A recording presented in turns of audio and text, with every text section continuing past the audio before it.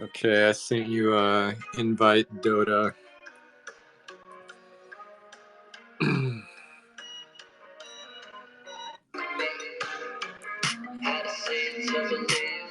We'll get started in about 1 minute.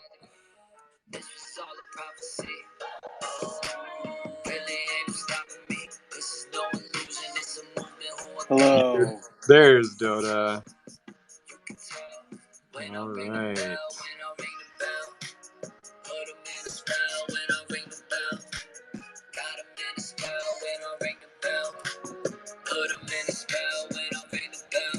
For those of you who don't know, these are the rhymes of the notorious Magus Wazir. Parental advisory, explicit content.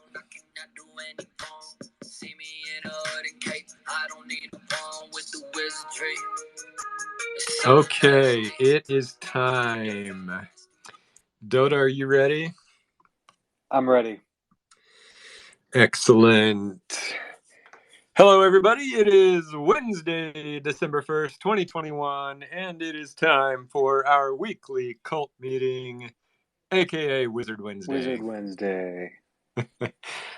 This is Elf. And Dotta. Channeling in from the Quantum Downs. I don't know about you, Dotta, but I've really enjoyed sitting in the hottest new spot in the metaverse, the Thirsty Wizard. After a long day of flying around on a Nimbus cloud, hunting for totally legal herbs and crystals, it's nice to sidle up to that little black cat and sip on a pint of kobold Kool-Aid, nibbling on a jelly donut. Dotta, do you have a favorite drink at the Thirsty Wizard? I'm partial to cockatrice nog myself. I'm in a holiday mood. Excellent. Excellent. Yeah, I'm having so much fun in the World Wide Web meta. I'm just thrilled that they built us our own tavern. I'm sure most of you have seen it, and I will also not shut up about the fact that the Wizards are one of the few NFTs in there that are actually walking around and not just jumping. Television head. Or not just a floating head on a thing. Yeah. It's almost embarrassing because we almost look too good. Yeah. It's almost as if we're not really even walking. We're just like strutting Right, confidently. Right. So yeah, and then I also I think a lot of us bought an apartment in that meta. I got a small one myself. Yeah, I wanted to get a penthouse, but then it was at like 2 a.m, so I was just stuck with a bunch of like little apartments. Yep. I only got a small one. I think Bear Snake got 2 large ones though. Nice. I'll trade him up. Yeah. Yeah, he did say we were invited to come over and crash on his couch. Good. I'm just gonna live there. Yeah. Speaking of Bear Snake, is he joining us today? I don't see him. He said he's gonna be a little late. He'll be here. Okay, no problem. Cool. Well, I've got 1,000 things I want to say today. But yeah, Dotta, what do you want to start with anything, or do you want me to just launch into it? No, dive in. We've got some questions in the Discord to talk about royalties, comic, games, L2s, sheep games, questions about the Donut DAO. I had some good meetings or some conversations this morning, so we'll get into all of it. But go ahead, you start. Great. Yeah. Well, yeah. Let me touch on one of those, which is the comic. So this is one of the items on our roadmap, actually, and we're making some progress with that. It's it's taken us a while to find writers and artists, but we are honing in on that. But and then it's also taking us a while to just like figure out the exact story and the format. And so we've been workshopping a lot of things. We came up with a pretty big story arc that lasted like 5 or 10 issues. But once we laid it all out, there just seems something off, something not right. And we decided that our role, at least in the beginning, with the comic and with the show and with any other thing, is not so much to build out certain characters, it's to world build. And so this like first story arc we came up with, like, it only focused on like 5 wizards, and I think that's why it felt wrong. um by the way, Dud, are you like messing with like Legos or something? It sounds like Sorry, it's okay. I had to plug in my um phone. okay, cool. um so yeah, so we decided to like shift gears, and instead of like focus an entire like 5 or 10 issues on just a handful of wizards, um I think what we're going to do instead is do sort of an anthology format. And so like, if you don't know what that is, like a good example of that is like Black Mirror, that show on Netflix where they every episode is just a new set of characters and a new story, and they're not really connected except by an overarching theme of like dystopian technology. um and so I think that's what we're going to do is just like an anthology style first like 10 issues or so um that are just quick like short stories. And I think that will serve our world building efforts much better. um and it's really made me think about like, what is the role of the core team at Magic Machine, and what is the role of the cult? And I think like the difference, generally speaking, is we are world building and the cult is character building. um and the upfront disclaimer is like, these two roles can overlap a lot. The cult is can definitely world build. Zayla Soul and Give a Hoot, for example, you guys are doing a lot of world building in the build FRWC Discord server. And we at Magic Machine can also character build. But generally speaking, I think those are the jobs of each contingent. Um, so yeah, so these anthology style comic books, I think the point is mostly to world build. Um, but then within that, a really cool feature, and this is something we've been talking about for a long time, is that I want a lot of the stuff that all of you have put into the book of lore to be featured in these little short stories. And so, specifically, like, anyone who's read character lore on a Wizard Wednesday, I want your character to like show up in these short stories as like tertiary recurring characters. I want to see like even if it's just 2 panels of like a wizard saying, okay, I need to buy some quantum mushrooms. Oh, where do I go? I buy them at Magus Devon's mushroom shop. um just like stuff like that, like, because that's this is the whole point of this project, is like, you guys build out your characters and then we provide these larger media expressions for them to appear in.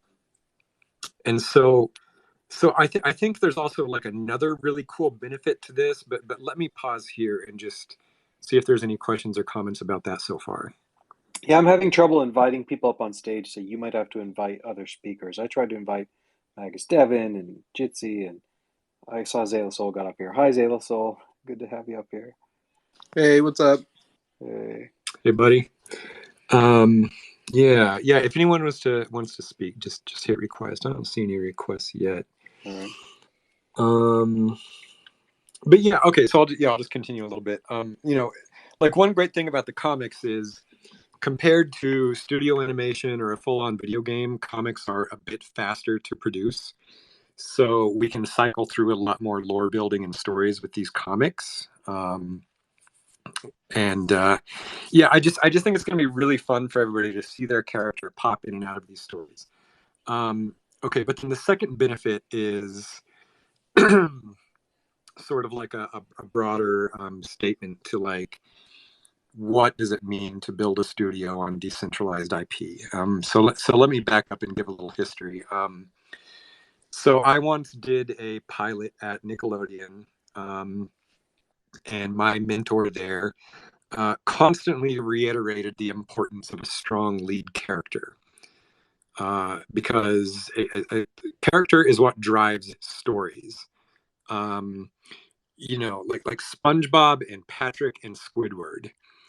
Those are very strong characters, and like once you know who they are, the writing the stories is actually easy. It almost writes itself. Like all you have to do is like say, SpongeBob finds like a pie under his couch, and you know immediately how SpongeBob and Patrick and Squidward are going to respond to that. Like the story just writes itself. All you have to do is define who the characters are, and the stories just come.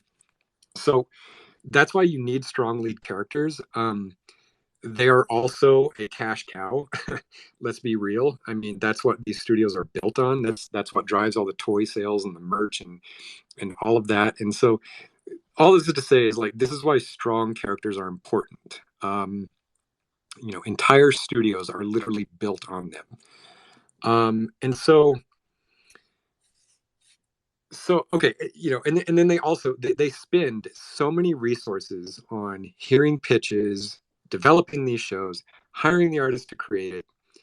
And having been through this whole process, from the creator's perspective, this process can be an absolute nightmare, honestly, because the studio's financial well-being is totally dependent on your creativity.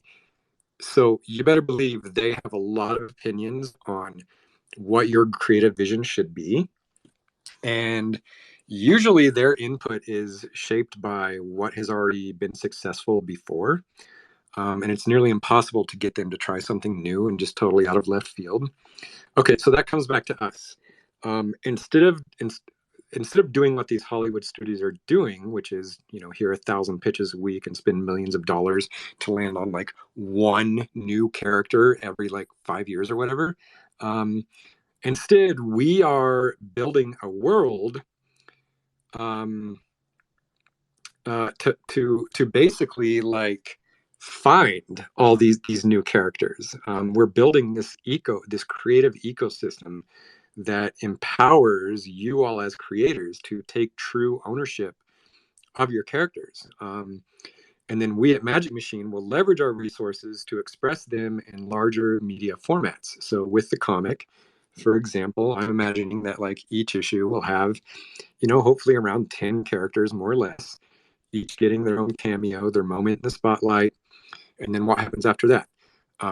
Perhaps a certain storyline emerges that the community is begging to see more of. Perhaps there's a moment in the comic that strongly hints at a backstory or it needs more story, and then you guys can start like branching off of that to make your own stories or comics or any other creative expression, that can then feed back into Magic Machine, so that there's this constant ebb and flow of creative energy from the cult to the Magic Machine to the cult. Um, and then ultimately, what hopefully occurs is this notion that the entertainment industry calls the breakout character. And what the breakout character is, so it's like a good example of it is like Saul from Breaking Bad. So like the whole show was all about Walter White and Jesse. Um, but they had this quirky lawyer that audiences just fell in love with, and he got his own show after that. That's what a breakout character is. Another example is like the Peanuts comic. Charles Schultz wrote these comics, Charlie Brown, and Snoopy was just like a side character. But then when they started animating these characters, Snoopy became super popular, and so he's a breakout character. And so anyway, so what I'm saying is like we may find our breakout characters at some point, um, as long as this creative flow just keeps going back and forth. And so then not only will the holder of that breakout character wizard suddenly have an NFT that's legendary, but it'll also lift up the entire collection. So instead of doing what Nickelodeon or any other cartoon studio does by slowly and meticulously searching for their star with this like what I would deem broken soul sucking corporate model, um, we are in this very unique position to decentralize this whole process, to give as many characters as possible the spotlight, to test their popularity and their charisma in real time. Um, And so, Nickelodeon will only find one SpongeBob every 20 years because of their process. And I'm imagining we can find several in a fraction of that time. So anyway, that was a very long-winded way to say I think the comic is going to be very interesting and experimental, and I'm really excited to have all of your wizards show up in it. Questions and comments, Christopher or Dotta or anyone. No, I followed through pretty well. That's kind of been my whole idea with the world build server. I drew up a little draft, a little pictogram showing the extrapolation process. So you're having ideas throughout the day, you jot it down, then it competes for space in the world build server, kind of like a Darwinian idea kind of thing. And then, any of the best ideas will be extrapolated upon and end up in, like you said, comic or anything like that. I totally follow. Awesome. Yeah. I love what you're doing in the world build server. It's super cool. I dip in every once in a while just to see what's going on. Definitely a lot of that stuff is going to make it to these bigger media expressions. Hey, Elf, I wanted to add to that a little bit because I think you said something that's really important, Elf, which is like kind of character development, right? Which is, I think character drives plot and plot establishes characters. Like if you look into like writing for a script, like I like write a lot of screenplays, but I think that's really important is establishing character. Maybe in the near future or, far from now, we could have like workshops with individuals that are interested in developing characters. I mean, lore goes a very long ways, right? But you start talking about flaws and like character arcs and everything, and now we're talking about TV shows. So I think that'd be like a really interesting thing that some people might be interested in. I'd love to be a part of that too, but I think that's kind of where it could branch off, right? Because you're talking about individual characters. Yep, Yeah. for We sure. could have our own little Sanderson workshop. It's my favorite cup. Sorry. Yeah, no, Dotta was he's been Dotta, you've been like trying to get us to like find a good like writing teacher or something to like give like a little workshop in our Discord or something. Yeah, absolutely. Yeah. So we've reached out to a couple of people. I think we're going to have to expand our search a little bit, but I would love to have, someone who is like a creative writing professor, organize some like Zoom sessions that are maybe like, let's say, I don't know, 3 to 6 weeks, where there's sort of like assignments prepared. We go through the character sheet, talk through basic story development. I mean, I feel like probably a lot of us went through some creative writing in school, but it feels like if we sort of had like cult hosted and then like trained teachers, that's like, okay, what you're going to be able to do is like develop a character or two about your wizard and then like write a short story, and we're all going to do it as a group in like a really supportive environment. That seems like something that would be super fun. Yep, for sure. Yeah, super cool stuff. Christopher, you also came up on the stage. I don't know if you want to say something. Hello. Hello, wizards. Hello. Hi. Hey, nice to chat to you all. I just wanted to jump in. I love everything that you guys do. Obviously, it's amazing community and it's an amazing project, and you're just constantly adding this creative value to the wizards, which is just really nice to be a part of. I just had a quick question about comics. Say hypothetically, there was a reptilian-based comic book that had planned on using wizards in issue 3 of their comic, for example, just hypothetically. Mm-hmm. How would that be affected by the plans that you're now talking about? Purely hypothetically, of course. Well, we would just buy some issues of that comic. I think that's the only way it would be affected. Fair. And just following on with that hypothetical, if we were to put out some, I guess, thought starters or feelers in the lore channel, would the other wizards be keen on contributing to that? Or would we prefer for that to be a bit of a surprise for when the issue comes out? That's up to the community, but, I always like to see things early. Yeah, nice. Oh, that's good to know. If anything like that happened, it's good to have that background. So thanks for clearing that up. Yeah, I would say specifically any of the artwork that I've seen from the reptilians has just like blown my socks off. I'm like, can't be more excited to see more issues of what you guys create. Oh, great! A little bit of alpha for the Wizards.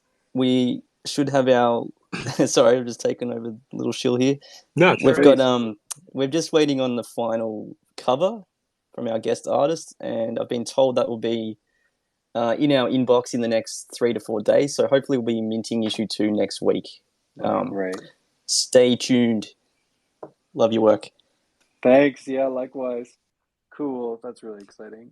Thanks, Cruciforce. Yeah, I want a second one. Dotta said Cruciforce comics are they're beautiful. I love them. They're super cool. Yeah, huge fan. Hi, Christopher. I've always wanted to say what's up. Hey. On this issue of like derivative art and comics and like providing support for character building and all these things, there's also been a lot of discussion both in Discord and then like kind of in DMs too, around this idea of like, can we set up a DAO that makes sense for that's dedicated to creating derivative wizard art, lore, like kind of reinforcing the wizard community, right? I have kind of this dream, or many of us do, that there's sort of a DAO, which, you know, I know that DAOs get thrown around a lot. So let me maybe explain what I mean by that. A DAO is essentially a wallet that has some governance over the funds, and then hopefully some way that the DAO can generate more money. And so, like, essentially, if you just had a multi-sig wallet with like 5 or, you know, let's say 6 out of 10 multi-sig holders have to vote to spend that money. And then there's different ways that you can submit proposals, right? So there's ways that you can do voting that's on-chain and costs gas, or maybe you've seen Snapshot, which is a way that you can do proposals off-chain. You can do voting off-chain. It doesn't cost any gas. And so those would be, so that would be kind of like the fundamentals of a DAO would be that there's like a wallet and there's a way to vote on how to spend the money in that wallet. So ideally, we would be able to have like a DAO that is dedicated to like creating artwork and stories about wizards. And so the idea is that it would also just have like the operational parts built in as well. So, you know, we think a lot about kind of like the wizard's journey, right? People come in and they're like, oh, how do I know which one to buy? And we tell them, oh, you know, like wizard, buy wizard, right? And so they buy a wizard, verify, and then they're like, okay, what's next? You know, and as we grow, we'll have more things you can do, right? Come play in the Wizzyverse with us or all these things. But, you know, one of the things that early on we want folks to do is to say, like, create derivative art about your wizard, right? Commission a painting, get an animation, get a song done, get a poem done. And ideally, we can say, and this is free. This is like a service of kind of the DAO. The DAO will, you create a proposal about which artist you want to do a work. We have descriptions of like templates that you can reuse. We have relationships with artists who already know like what the deal is. And then we have funding to kind of fund those things. And so I've been talking I actually had a big meeting this morning with Mephistopheles. Hello, Mephistopheles. Hey. Hey. Yeah. Yeah. So curious feel free to like kind of chime in, but I think so one of the things that we're discussing is like, what might that look like? What is kind of the MVP, right? Is there a token or is there not? What are the voting rights? Is it something more like Nouns DAO? You know, do we use Forgotten Souls or the Undesirables or Donuts? Is this the same as Donut DAO? I don't think that we necessarily have answers to all of these questions, but we have some ideas. Yeah.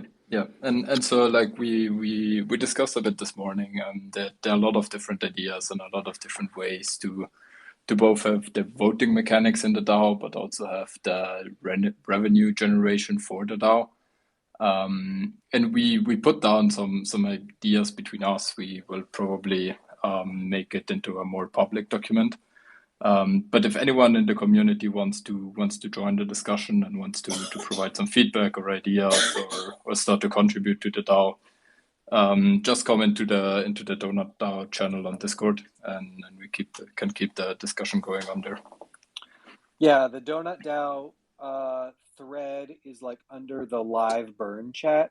maybe I'll link to it. I'll link to it in the Secret Tower. So if anybody is like interested in kind of contributing to this conversation, I can share like this morning some of the stuff that we were talking about is trying to keep it relatively simple. I think in the beginning it would be something like a multi-sig, right? So maybe there's like 10 people who are on the multi-sig. Who should those people be? We're not sure. And probably doing an ERC20 token in the beginning is maybe a bit too much. There's all sorts of like governance. There's like, I don't know, there's questions there about how to make it work. Probably the simplest way to make it work is like one wizard, one vote. And then we've talked about, or that includes souls too. And then we've talked about this idea that maybe the DAO actually does an auction, either like it's a daily auction sort of as needed. And, in the long running case, once it's kind of been bootstrapped, you could imagine a case where we go to like popular high end, like NFT artists, we'll go to Oz and we'll say, hey, can you do like this painting of a particular moment in this wizard's life? And then we'll put that up for auction. And then the DAO, for example, could, commission that from the artist, auction it, and then whoever buys that NFT gets voting rights in the DAO, and then the money goes partially to the artist, according to whatever we agreed on, and then partially to the DAO to then fund future works. And so I think that feels like it makes sense. One of the things we've been, we've just been talking more about how to get this wizard art made, and so this is one of the initial ideas. So yeah, if you're interested in kind of like being involved in that discussion, this process, like join the thread, and we'll have more to talk about in weeks coming up.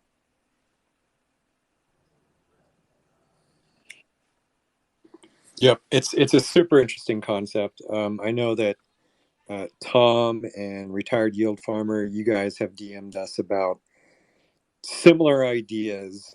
There's just a ton of ways to structure this sort of idea. But I think it's definitely something that needs to happen in one way or another. And I want it to be part of the community. Like, I'm not even sure that I, for example, want to be one of the multi-sig holders. You can imagine that, like, first off, those people who hold the multi-sig need to be people that we all know and trust, right? So there's some sort of process to kind of elect the multi-sig holders or nominate at least. And then from there, they need to be relatively responsive to processing like their signatures to approve things. And then you can even imagine as it gets going, right? Let's say there's like a good amount of funds in there. There's a regular stream of new artwork being created, new character work being created. There needs to be like a specific person whose job is to be, like the whip master, whose job is to like track down the artists and like make sure that they're doing the work to track down the multi-sig holders and ask them to sign, to review proposals, things like that. So, and then I think it's perfectly fair for that person, the whip master, to like ask the DAO for a fee for their time, right? So you could imagine that the DAO actually becomes like a small corporation where, the whip master is one person of maybe many that is actually like earning you could earn a few $1,000s a month, like a part-time job, just managing wizard commissions, which I don't know, to me sounds like a fun job that is for sure worth paying for, because it's a lot of work, as we have, as we tried to do this a few times. So yeah, this is something that like I'm hoping to help bootstrap as a community project to make character derivative art and character development easier. Mm-hmm. Yep. Super cool stuff. Did you have any questions in the Discord that you think we should tackle, or? Ooh, all right. Discord question rapid fire. Let's see here. So I asked, it said, it's a Wizard Wednesday. What do y'all want to hear about? The first question we had was from TV. First off, TV, I want to say again, just how impressed I am with your contributions to the Nouns project. I know Sweetbread's here, and and SPZ. Everyone contributed. and I just have been loving the Nouns project. Oh, on that, I believe the minting closes on that. Correct me if I'm wrong in the Discord, but I believe that the situation right now is anyone can mint any number of nouns up to the max supply, and then it closes on Friday. I don't know if that's in 24 or 48 hours. Someone can mention. So if you want a noun wizard and you want more than one, then now is your time. I haven't minted mine. I need to. Okay, so TV asks, curious if the Wizards Metaverse game may be partially open for other NFT holders like Web3 or be reserved for Wizards, Souls, Warriors. I'm guessing there'll be quests that require holding of Forgotten Runes, but I wonder if there'll be any common areas, for instance. Yeah. Okay, so on the game, I probably said this last week, but it's still the same, which is we are inches away from signing with the game developer. We will trumpet it all over town at the second that we can about who the game developer is, the previous screenshots we've seen, the plans that we have so far. That is like in the works, very, very close.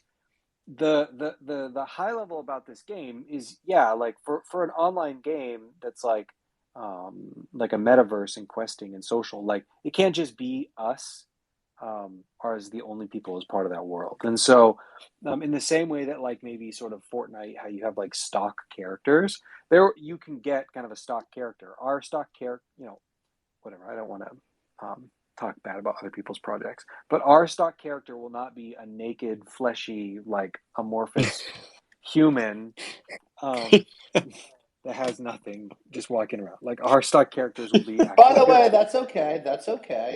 It's okay. Everybody's got to start somewhere. Yeah, I'm just saying we will have like whatever variation and polish, even in V1. But there will be people other than you. Won't have to hold a Forgotten Runes wizard to play the game, but there will be benefits to holding a Forgotten Runes wizard, and really that's the aspiration of everyone who plays this game, is to like eventually be able to like work your way up to acquire a wizard. And there will we're never minting more wizard NFTs. So that's the answer. All right, second question, kind of a semi-related follow-up, also by TV. He says, any updated plans on royalties for wizard holders from things like the TV series, the game, the comic book? I know this was discussed a while back, but I haven't heard anything lately. Frankly, the near-term kind of state of those things is there's not like royalties coming in. It's actually only costs going out. For example, the trailer that we're doing with Titmouse is, at the moment, is something that we've been paying for, not something that we have a buyer for that is like paying us. So I think, similarly with the comic book right now, what's happening is like we are like paying artists and paying writers. So I think we'll have more to talk about as we get closer to shipping and having revenue from those things. I think that like it's a mix of like we want to give back to the community, and does that mean that I think that's one of the benefits of having the DAO, is that gives a very clear place to put that money. Do we give it to individual wizard holders? In order for that to happen, there's no world in which we can give an individual wizard holder like a royalty without KYC. And so maybe there's some sort of process there if that needs to happen. But but the answer is like, there's no details, but it's still kind of in the, it's in the cards. Hi, Vicky. Hi. Hello. You're on Wizard Wednesday. Welcome to the stage. Welcome to the stage. Yeah. Do you have a question? Yeah. Let's hear it. Okay. I don't have a question. Okay. Oh, okay. All right. Nice to meet you. But I have a question. Okay. Let's hear it. They're gone. I don't know. Okay. I see a question in the Discord that O asked, which is a very interesting question. It says, "What is the process of wizard selection?" I think he's talking about how do we decide what wizards are going to show up in the comic, for example. And yeah, so this is a really cool. This is an interesting question. In the very beginning, yeah, it's gonna just be like whatever just stands out to me and the team. just to get the ball rolling. That's just kind of what we have to do. I'll say like what has stood out to me is like definitely prominent members like O himself, Magus Devon, Magus Wazir, but basically anyone who's read lore during a Wizard Wednesday, you guys are like, definitely standing out to me as like a wizard that would appear as a cameo in these stories. But the goal ultimately, like the 5-10 year goal is like to have every single 10,000 wizards show up at least once somewhere, if not more. But yeah, and then just let me just like put a finer point on this. I don't think any of the comics, at least early on, are just going to be straight up taking a full story out of the book of lore and representing that in comic form. No, it's going to be more like okay, here's something interesting. We started like in our behind the scenes, we started a character directory.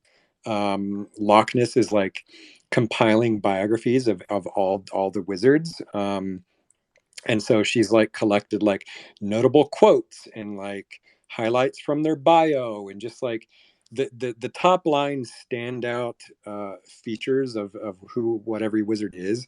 And so we will take those, and those will sort of inform the short little cameos of how they will appear in the comic. I hope that makes sense. At least answers the question. But this character directory Locke has started it's so cool. I wish you guys could see it maybe eventually. And then I think for the DAO, it's really like the V1 is literally just you make a proposal so if you haven't seen like snapshot.org, you would just make a proposal on Snapshot and say like, oh, I want a comic about the One Who Rings surrounded with mystery and shenanigans. Then you'd make that proposal. And then if the DAO feels like, no, we have too much derivative art from the One Who Rings, then I'll make a couple of phone calls and tell them that we can never have enough. Yeah. They can make kind of that editorial call. And then eventually we want to have some sort of like, mechanism to make it more fair, I suppose. Yeah, no, that's super interesting. Yeah, like these first iterations that Magic Machine is making, it's just sort of like we're just picking and choosing based on various ambiguous things. But yeah, the DAO might have like a more formalized process of how these things happen. Or it could even be like Magus Wazir like do a full like campaign, like put me on the cover of issue 10 or whatever. And I imagine with Magus Wazir's campaign powers, he could probably do it. So I'm not going to complain. Yeah. Yeah. Okay. Is that all the Discord questions? Let's see. Okay, so we had another question about someone wanted to know about the lore you were writing. I'm not sure we're ready to get there. Someone asked, I think, about what happened to Loch Ness. I mean, she's around. She's just not here this day, but she's doing a good job. Actually, and then, I see her at the very bottom of the audience right now. Hi, Locke. You're free to come up and chat if you have something. Yeah. I think that's all the questions. That's all the questions I've got so far now. Okay, yeah, I'm not sure what this person means by the lore that I'm writing, unless they mean like the giant meta lore document that I've mentioned. If that's what they mean, then it's still in process. I mean, just to reiterate what that is, I'm trying to do like a short little description of literally every single item, every single head, every single spell familiar that's in the entire collection, just to sort of explain what it is. So that document is happening. But that also sort of brings me to one topic that I sort of wanted to discuss. And it's about art imitating life and life imitating art. So unless you have anything else, I could jump onto that. Do it. I love just like waxing philosophically in these things. I don't know if it annoys everybody else, but I love to. so okay. Yeah, so what made me sort of like think about this was we shared that concept art of Callista's Citadel on our Twitter like 2 weeks ago, I think, and I meant to say this 2 weeks ago, but I'm finally getting around to saying it now. So let me start it this way. Near the very beginning of the whole Forgotten Runes project, Sweet Bread, who is in the audience, Hi. she was one of like the first people to start making derivative art, and it just like it warmed my heart as soon as I saw her doing it. And I remember like one of the first things she drew, I shared it with our team, and I said, "This is exactly what I want to start happening." Um, And then she shared this amazing GIF of the wizard Augur Gwendolyn on these turntables. And the GIF is just freaking amazing. It's one of my favorite GIFs that's I've seen in this whole project. It's the wizard on turntables. And so I saw that, and that solidified my desire to make the Runiverse more than just a traditional medieval fantasy world. It's like, does this world have turntables? Does it have technology? Yes, it does. It's not just like a world that's placed in like medieval times, like a traditional fantasy genre franchise or whatever. And so, yeah, I was like, the Runiverse definitely has technology and turntables. Because I want the universe to constantly reflect the IRL world and how the cult themselves in IRL is shaping this project. And so, there's precedent for this. For example, you walk around Europe, and you'll see these ancient pieces of architecture right next to these hyper modern constructions. And that's what you see in Callista's Citadel. You see these ancient walls mixed into these like really modern skyscrapers, and that's the Runiverse. So it's like wizards imitate life, life imitates wizards. I am my wizard is me. The Runiverse and the universe are already merging. And so this is like one tool you can use when you're creating your lore is like when I'm creating the lore, it's I don't even really use that much creativity. I just like try to speak the truth that I see. And I was talking about this the other day. Like, you don't need to be like a super skilled artist or a super skilled writer. Just speak your truth. Just like reflect what is right in front of you. And so when I'm writing the meta lore, my biggest inspiration really, it's not Tolkien, it's not George R. R. Martin, it's not George Lucas, it's reality itself. You tap into these human archetypes in a sort of Joseph Campbell, hero with a thousand faces way. And you've got your whole legendarium just sitting right in front of you if you just look at these human archetypes.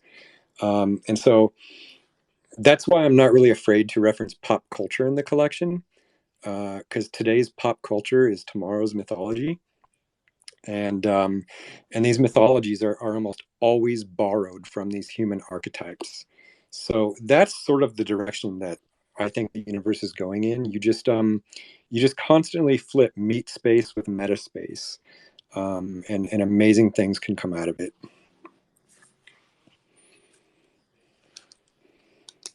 Maybe that's what we call the Tao, meat space. Yeah, I feel like the Runiverse is just this big cloud of where all of our ideas collectively gather and live and end up taking shape in life of their own. Yep. I'm looking at this Twitter Spaces right now, like all the little icons that represent us, and they're all NFTs. There's a lot of wizards, and we're already doing this. We're already like blurring the line between meat space and meta space, and that's sort of how the Runiverse is going to roll out. I think the game's going to play a big part in that too, because it's not just a game. I think one of the biggest sort of pillars that will underpin the whole thing is really a place to socially collaborate, and a place where you can call your own. I think we saw a little bit of that this week with World Wide Web too, and like getting apartments and stuff like that. I think 100%. Yep. I mean, yeah, that's it all the speaks to metaverse. what you're talking about. Yeah.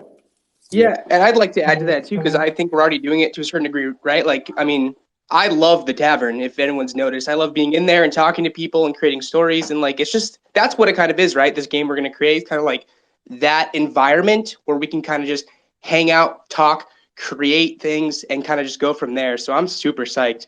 Sorry, I'm ranting. Yeah, no, you're totally right. That's just like a little tidbit of what's to come, I think. Yeah, in a lot of ways, you look at what happens on the Secret Tower channel.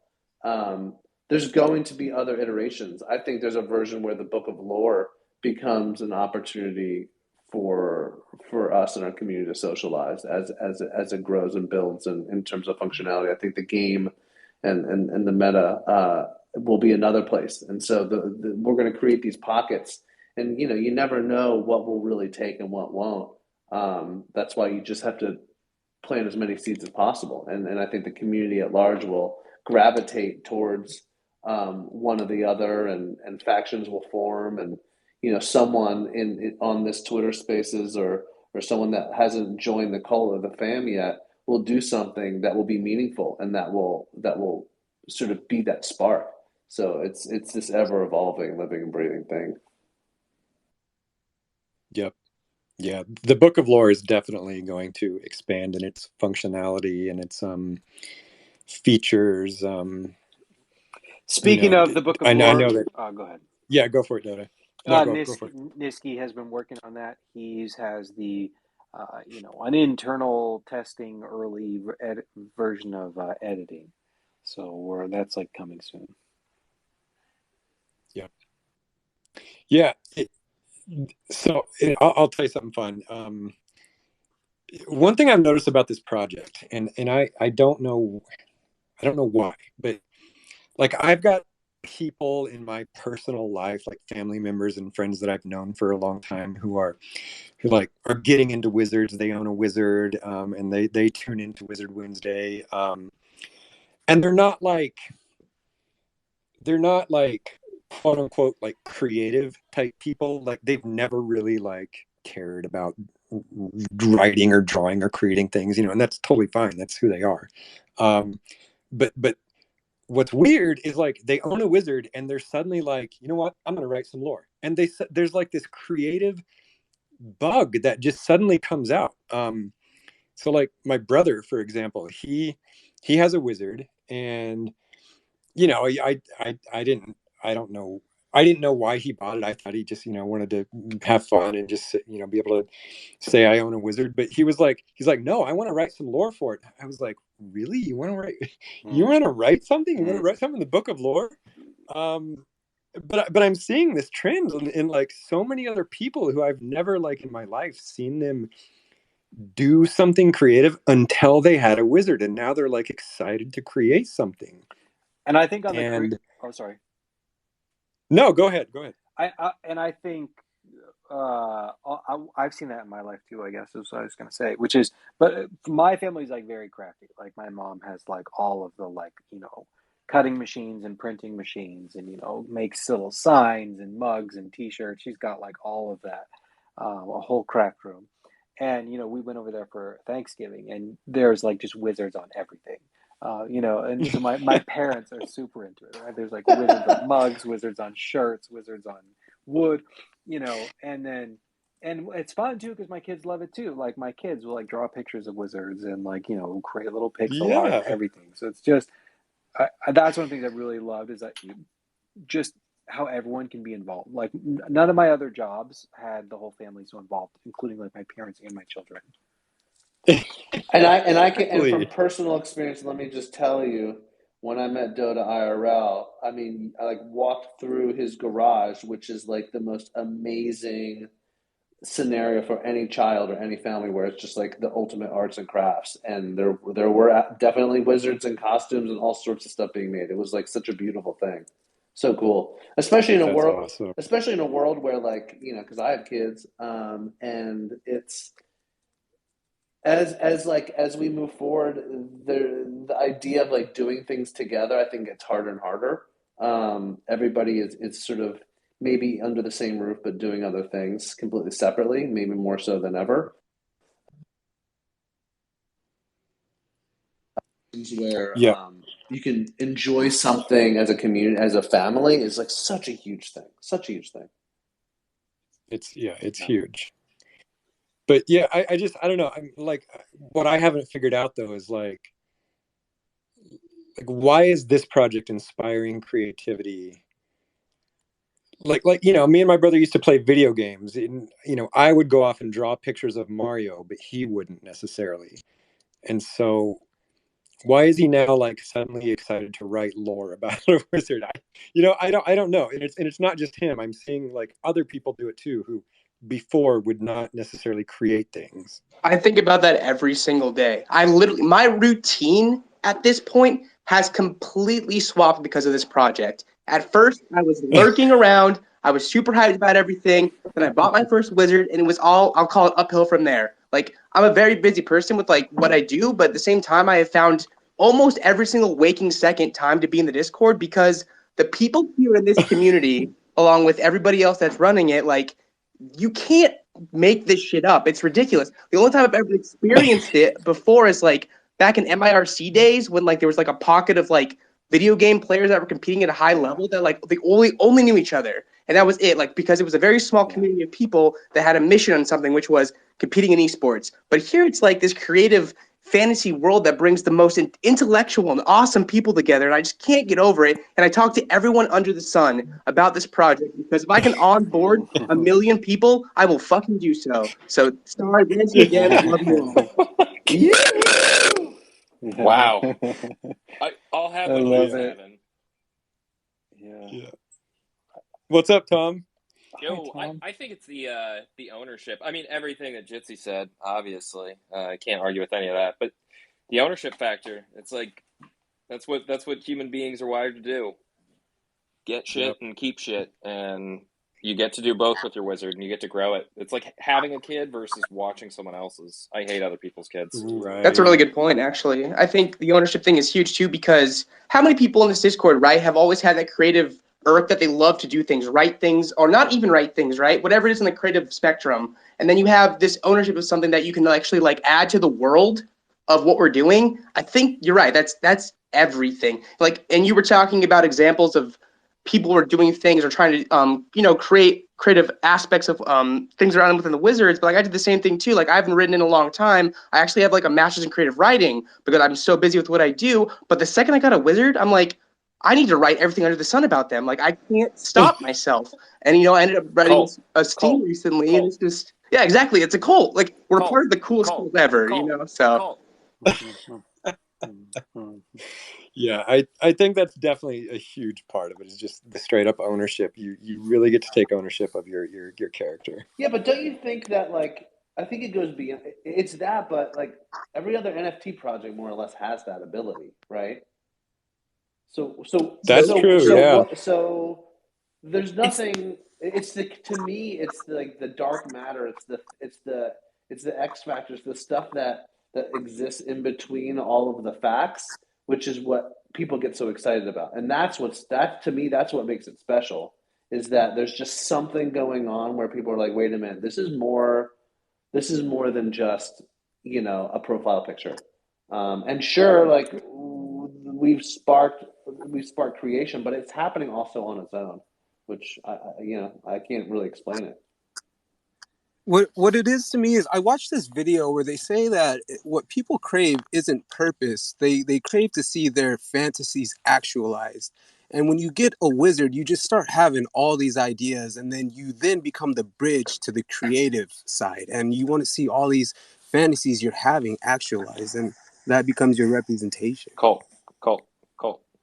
Yep. What I think is really remarkable, though, is this is different things and manifests different things for pretty much everybody that's on it. And for me, like, I'm not into creative writing. I'm not really into the animation and the gaming, but I found this project and it's so much fun. I got into the creative writing because so many guidelines were set, and I found it to be really cathartic. Like, I sat down and I was like, am I really going to write something? And after an hour of writing, I was like really getting into it. And I think that's where people that have not been into this project before, or not been into this project, sorry, not been into creative writing or drawing before, are really getting into it, is you see people having a lot of fun. And it's such a non-judgmental, open, supportive environment where, like, we all help each other and can lean on each other. And like when Dotta talked earlier about bringing in somebody to do like a creative writing course, I feel like you guys have really organically done that, like, again, through Elf's lore from the beginning, and really establishing some very basic guidelines for the wizards, creating a framework, creating a story with enough outline where people are not starting from nothing, but enough leeway as well where we can kind of run on our own and create a little magical story that manifests ourselves. Yeah. Yep. Yep. For sure. That makes total sense. Yep. Yep. It's the cult, it's the ownership, and it's the wizard special sauce, I suppose. And it also doesn't hurt that we broke the world record for the most expensive donut ever sold. Delicious. So yeah, Magus Wazir had pointed that out. I didn't realize that we had broken the world record. So that is quite an achievement. Maybe we can submit to the Guinness Book. Oh, perfect. Yeah. I think there's like you can apply, and so it's all on chain, so it's public. We can verify it. Perfect. Although, has there been like a gold leaf donut? I'm gonna do some. It was more than the gold leaf. There was a gold leaf donut, and Magus Wazir pointed out that our donut with slime was more expensive than the gold leaf donut. Well, we're gonna get working on a little a Guinness Book stamp. Yeah. Well, we just have 5 more minutes. I think we had some art shout-outs we wanted to do. I had one in particular that I know that Chuck K helped out with even more Japanese translations. So thanks, Chuck. You've been really, really diligent on that. Always a champ, that Chuck. Hold on. It looks like O is trying to come up to speak, but we might have too many speakers. So who can I kick off? You can kick me. I'll hop up. Me. Okay. Here, Zayla Soul said first. So let's see. Let me remove. Yes, remove. And then let me invite you. Okay, I'm trying to invite you back. I don't know if it'll work. There's O. Can you hear us, O? Can you Hello, talk? yes, I can hear you. Hello. Yeah, what I was going to say, I decided I didn't want to say, but thank you. Oh, okay. Well, never mind then. That's all right. Cool. Yeah, and I don't think we have a lore share today. Nobody had any lore today. But if you do have lore, always DM Loch Ness. She organizes our lore shares. And yeah, I guess that's it for me. Here's a speaker.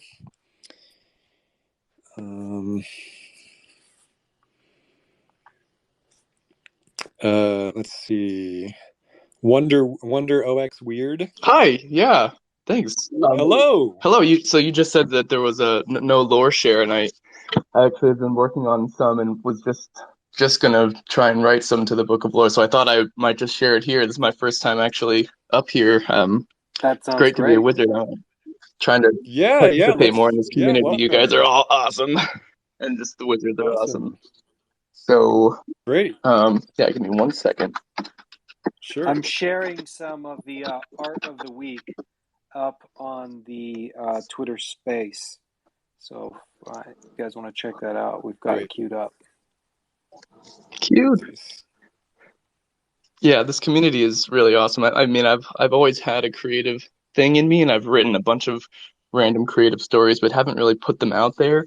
So the Book of Lore seems so cool to me because I feel like part of my hesitation in putting my creative writing out there is because then it would be like out there for people to consume. But the Book of Lore is like even more out there. It's like permanently written to the blockchain. And so that I feel like it's giving me bravery and courage to take that step. So this is really cool.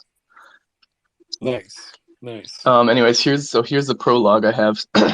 My wizard is Chaos Mage Marceline of the Athenium, number 660. Great. Sensations ablaze, Marceline stepped out from the roaring teal gateway. With the torn edges of space whipping by her, her ears sang and eyes scintillated as the acrid yet nostalgic taste and smell of burnt bubblegum filled her nose and mouth. Nauseating vertigo snapped into a euphoric glow as her foot left the rimpled rind of chaos, and the teal gateway closed behind her with a sizzling pop. The mage was now somewhere else. "Robert!" exclaimed the toad in excruciating delight, pleased that the heft of its master had left it once again. The sudden noise vibrated the empty white space Marceline had stepped into, jaunting her out of her dream-woven state as the same unanswered questions returned to front of mind. It seemed to her impossible to figure how one could at once be so confused by their own existence and behavior, and yet deeply nostalgic about the sensations that arose from them. Gate after gate were summoned with ease, but each step through the chaos got her no further toward answers, nor away from those empty white rooms. Still, the nostalgia seemed helpful, for the memories, or dreams, who could tell, it evoked, brought Marcy closest to knowing her past. And it was in her past that she imagined she might find herself and see into her future. Perhaps a few more steps through the chaos, and the bubblegum would remind her the way. So, with a deep breath and a sigh, Marceline stepped once more on the chaotic toad, whose warbling burp tore a new hole into space, and summoned that liquid agate gateway through which she ambled, mumbling, "On, chaos, on." So that's the prologue for a series that I'm working on for Marceline. Okay, I got to tell you, that was super interesting. Here's what I loved about it. The fact that she chews bubblegum in chaos. Like, that is a very potent image. That's so much fun. Just sitting in chaos, chewing bubblegum. That's like poetic. I love that. And then did you say like she steps on her toad to like open the portal to chaos? Yeah, right. So her toad's name is Chaos, and when she steps on it, it summons a portal into chaos that she can walk through. Oh, I love it. That's so good. Oh man, that's such a fun character. Very nice. Sick, And thank you. the name Marceline is good too. Yeah. I mean, I'm a big fan of the whole Adventure Time universe, so I've kind of have a little play on that going as well, where Marceline's a pan-dimensional wizard who travels through, and what I wanted to do was kind of feature some of the other NFTs I have in other universes, having Marceline kind of stumble upon them and having interactions with them. So best show on television nice. until the Wizards TV show, and then yeah. Totally. One Wizard Awesome. TV show. Anyways, yeah, thank you so much for letting me share. I'll definitely be back at more Wizard Wednesdays and plan to participate more in this community. You guys rock. Thank you. All right. Well, thank you. Time is up, witches and wizards. So this has been Elf, Dotta, Bear Snake, Slick Chick, TV, Magus, Devin, Wonder Weird, Flash Step, Tom, freaking